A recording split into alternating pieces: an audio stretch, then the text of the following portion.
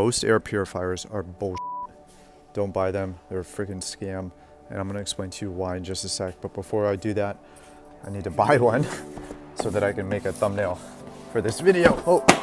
I've tested a bunch of different air purifiers at different price points, and I've spent way too much time researching, tinkering, and learning about air purification and how it actually works and what's actually important to you at the end of the day when you're making a purchase like this. And there are some critical things that you want to know before you choose an air purifier, because the fact of the matter is it's really confusing. There's a lot of jargon and all the marketing just makes consumers extremely confused. Most people buy whatever they can find on Amazon that's in their budget, or look on YouTube for the best air purifier for blank and pick the one that has the right amount of square footage for their room. And then they end up never replacing the filters because they don't even believe that it's doing anything, which in most cases it's not. This is the video that I wish I would have had when I was first starting to look for different air purifiers. So hopefully this can save you some time. So the way that air purifiers work at the simplest form is you have a fan and you have a filter, and dirty air is pulled through the fan into the filter, and then you have clean air that comes out on the other side. The combination of fan power and filter quality determines the efficacy of the machine. Some air purifiers have sensors on them that automatically pick up how much particulate is in the air and then kick on automatically to a higher fan speed as the air quality gets worse.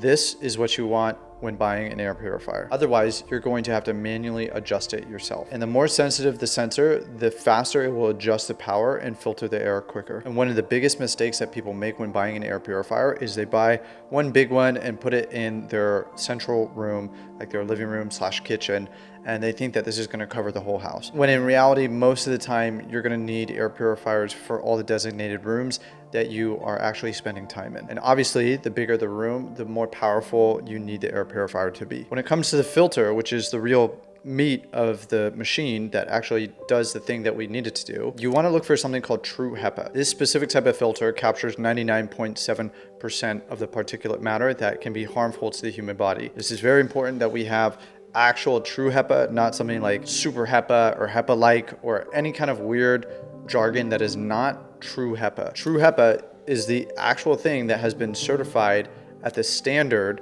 that we need it to be in order to do the job that we want it to do. Everything else is just marketing, blah, blah, blah. And the size of the particle that we should care about is somewhere around 0.3 microns, maybe 0.25 microns, right around there. This is dust, pollen, mold, all the allergens and things that are gonna really harm us.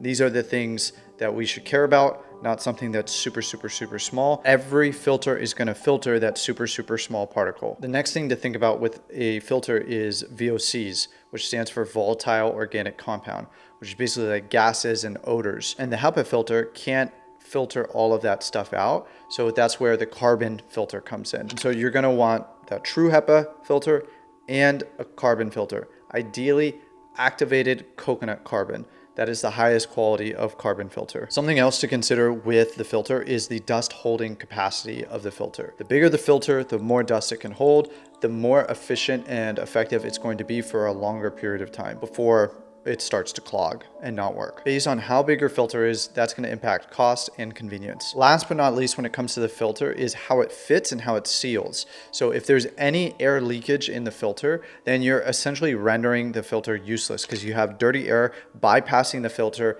and just recirculating into the environment. Once you start looking into air purifiers, you're going to start to see tons of words describing how powerful it is and the performance and all these different numbers. There's really only two numbers that I want you to think about that are probably senior to all the other numbers. And this can easily get really, really confusing. So I'm just gonna try to simplify it as best as I can. CADR, also known as CADR, is one of the main measurements that these companies are using to measure the performance of the unit. CADR stands for Clean Air Delivery Rate. This is how fast an air purifier cleans the air every minute. But that number can be really confusing. So I actually decided to create a new number that I think needs to be the gold standard across the board for all air purifiers, which is CACH. ACH, which stands for air changes per hour, is a very common term that you're gonna hear air purifier companies use. But ACH is not the number that we care about. The only number that we really care about that is the gold standard is clean air changes per hour, which is how many times the air turns over with clean air in that room. And you'll understand this in just a second once I break it down. If you just want the quick and dirty, 𝐶ADR is a great snapshot for you to try to find the best machine that you can. You want to aim to have the highest CADR that you can. This measurement of how fast it cleans the air every minute is usually measured in cubic meters per hour or cubic feet per minute. Ultimately, what you want is the biggest and best filter that you can get with the strongest fan speed. There's a trade-off though between how much it can filter the air and how fast it can pass that air through the filter, and how much energy it uses, and how loud and or quiet it is. If a product claims 𝐶ADR, which they don't always do, they always claim it at the highest fan speed, which is very misleading. No one has their air purifier on at the highest fan speed all the time. So if you can, you want to try to figure out what is the 𝐶ADR at the lowest fan speed, which is probably what you're going to have it on most of the time. When a company says that a air purifier can cover X amount of square feet, this is also a little bit flawed and misleading because it's not taking into account the ceiling height. We really need to be thinking about cubic feet, not square feet, because the difference between you having a 8-foot ceiling and a 12-foot ceiling completely changes the equation. The larger the ceilings, the higher the 𝐶ADR, and the more powerful air purifier you need. A general guideline is that you want your 𝐶ADR to be at least 2/3 of the cubic feet divided by 60, since CFM is cubic feet per minute. And pro tip, always buy a slightly higher 𝐶ADR than you think that you need. You can always run it on a quieter setting day to day. So as you can see, this can get confusing really quickly. And the thing that I want to point out is even this metric is flawed in its own way. And the thing that we could really be thinking about is this air changes per hour with the C attached to it, this clean air changes per hour, also known as CASH or Daddy's Law. The way you calculate CASH is 𝐶ADR times 60 divided by the room volume. As an example, let's say the air purifier's 𝐶ADR on the lowest fan speed is 194. If you have a 9 by 9 by 9 room, the equation would look something like this. Or 194 𝐶ADR times 60 minutes equals 11,640 divided by the room size. So 9 by 9 by 9 would be 729. That gives you 15.9 air changes per hour. The reason why this is a big deal is because at minimum, you want 2 to 4 air changes per hour.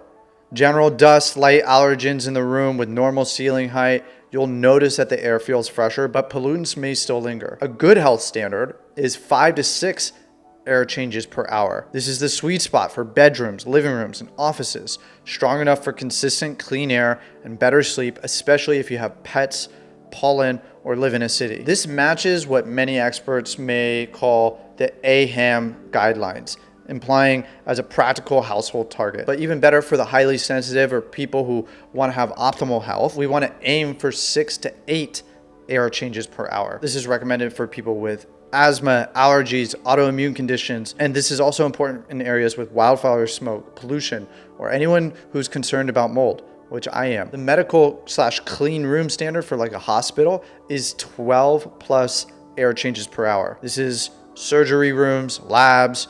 This is overkill for most homes, but it shows the upper end of what's possible. So by that equation, if we were able to achieve 15.9 air changes per hour, then that would be medical grade, which would be amazing. Also, if you're interested in creating the healthiest environment possible, I made another video with Ben Greenfield touring his new 10,000 square foot healthy home that he built from scratch. I'll link that right up here in the cards or down below in the description for you to go watch afterwards. The next thing to consider is the noise level of the actual machine in the fan. What's hilarious is that these companies will claim their 𝐶ADR at the highest fan speed, but then their noise level at the lowest fan speed. So anything below 35 decibels is very quiet, almost imperceptible, like a whisper. 36 to 45 decibels is kind of like gentle background noise. It's noticeable, but it's not disruptive. 46 to 55 decibels is like light office noise. And at this level, it could start to disrupt your sleep a little bit. Anything that's 56 decibels or louder is pretty disruptive, and you probably wouldn't want to run it